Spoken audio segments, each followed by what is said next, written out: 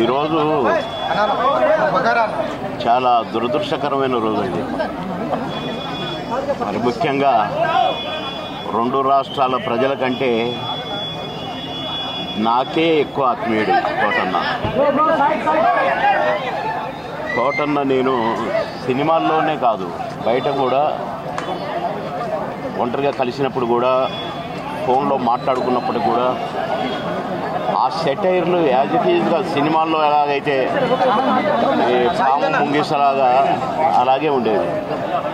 నేను నిన్నగా మొన్ననే ఫోన్ చేశాను మొన్న సాయంత్రం ఒక షూటింగ్ సందర్భంగా ఫోన్ చేస్తే ఎక్కడున్నావురా అన్నాడు.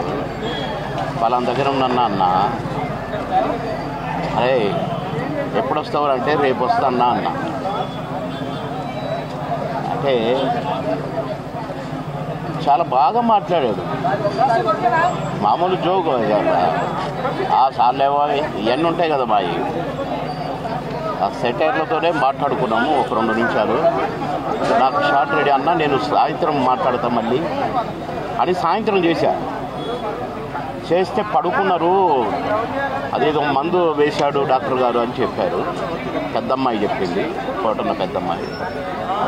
సర్లే నేను రేపు వస్తున్నట్టు చెప్పు, లేకుంటే ఎల్లుండి పొద్దున వస్తానమ్మా అని చెప్పిన. రమ్మన్నాడంట. కానీ ఈయన వచ్చేసరికి ఆయన లేడండి, వెళ్ళిపోయాడు.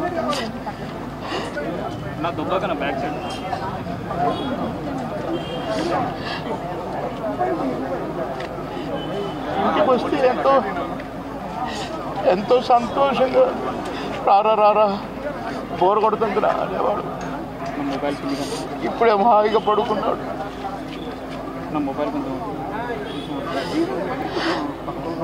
సొంత అన్నదమ్ముడు కోటన్నకు తమ్ముడు ఉన్నాడు, కానీ నేనే అసలు తమ్ముడుగా ఫీల్ అయ్యేవాడు. ఎన్నోసార్లు ఒకే ప్లేట్లో భోజనం చేశాం.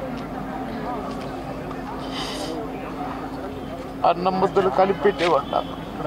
తినబాయ్ టైం తక్కువదిరా అని అనేవాడు. నేను ఎక్కడ ఏ ఊరిలో ఉన్నా, ఏ లాడ్జిలో ఉన్నా పక్క రూములే. మళ్ళీ ప్రొడ్యూసర్లు మొత్తుకునేవాళ్ళు, మీరిద్దరు ఒకటే రూమ్లో ఉంటారు కదా, అయితే ఆయన నీ రూమ్లో ఉంటాడో లేక నువ్వు ఆయన రూమ్లో ఉంటావు, మాకెందుకండి నష్టం చేస్తారు, ఒక రూమ్ డబ్బులు వేస్ట్ అని అనేవాళ్ళు. అదే ఇదే అని చెప్పేవాళ్ళు. అట్లా ఎన్నో సందర్భాలు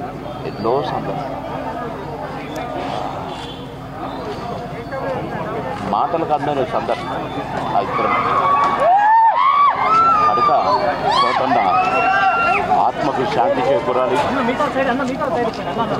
కోటన్న కుటుంబానికి ఆత్మశాంతి కలగాలి. కోటన్న లేని